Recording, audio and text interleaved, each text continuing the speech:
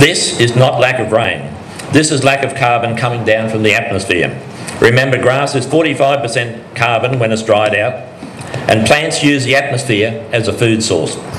The left-hand side is going to be hotter without climate change. If rain is going to be heavier when it arrives, guess which side will run off the most water. The right-hand side is likely to respond to isolated, small falls of rain. On a windy day, it is obvious which side is going to lose more moisture from evaporation. This is a really important point that you guys will be able to relate to. Keeping the surface temperature cooler aids cloud formation. This is the main reason storms follow, especially in dry years. This phenomenon is associated with ground cover. The animal on the left will produce more methane per kg of production, as will be discussed later.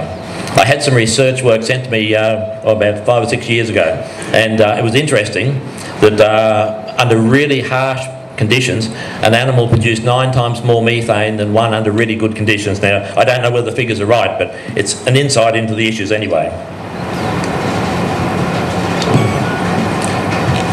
Carbon trading and the whole debate on emissions trading has people thinking carbon stocks. Today, I want to focus you on carbon flows, not carbon stocks. This is because resilience relies on how well your management allows carbon to flow from any rainfall that arrives.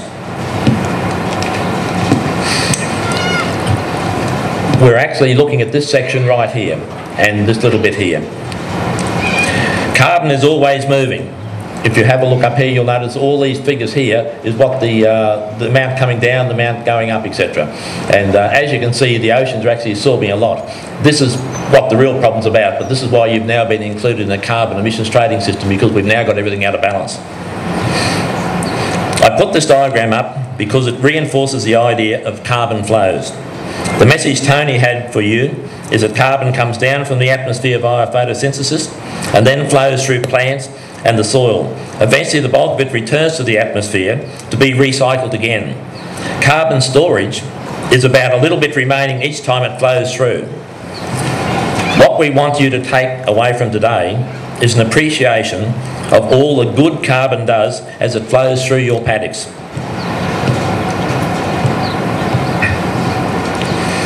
These are the two components that carbon flows improve. Plants have to be able to respond to small falls of rain and withstand dry times. A healthy soil will allow water in and store it for plants to use.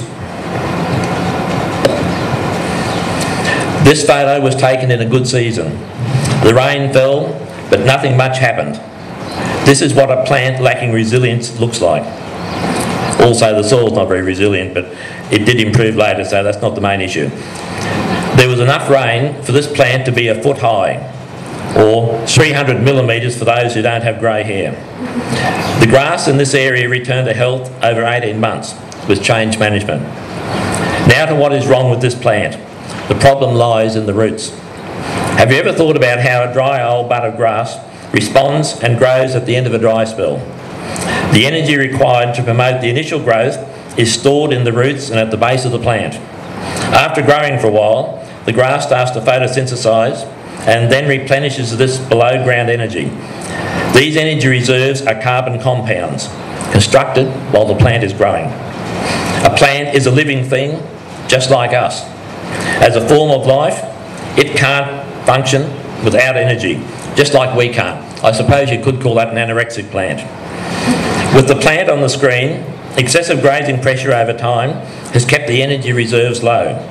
The plant has not been able to photosynthesize to replenish its energy reserves. Think of this like managing a battery.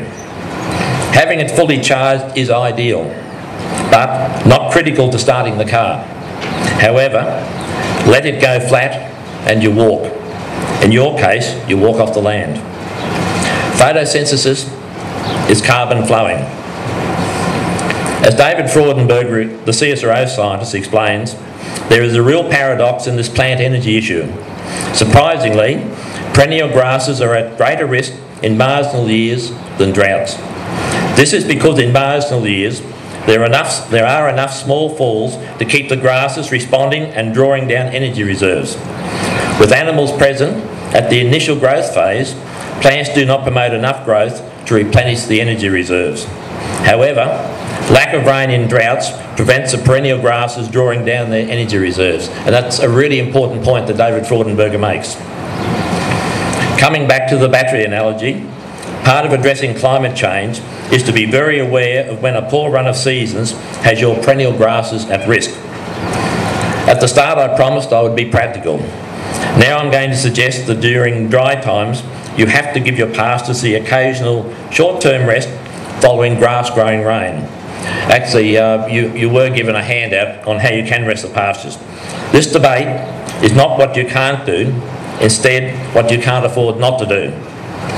I survived after presenting this message in the bull dust at Mossgill west of Hillston, and I think they'd had about 6 years of drought, but they could see the logic is that if things are really tough, you can't afford to let the plant go over the edge. This plant highlights that the way animals select their diet is the dead opposite to the way plants are designed to function. Animals chase short-term new growth. This is at the time grasses are trying to build strength, in other words, resilience. I can promise you that it's easier to keep a plant alive than get a replacement one from seed. Also, if you lose a plant, you transfer more grazing pressure onto the remaining ones. Before you decide to run me out of town, oh sorry, my mistake, I am a bit conscious about this. With energy reserves, the secret to success is what you do in the better seasons.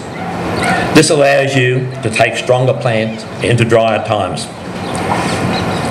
The process how energy is stored is that the carbon in carbon dioxide forms new complex bonds with other atoms during photosynthesis. The energy is stored in the more complex bonds. These more complex bonds are achieved by using the energy from the sun to rearrange the atoms. This is what scientists refer to as construction of energy.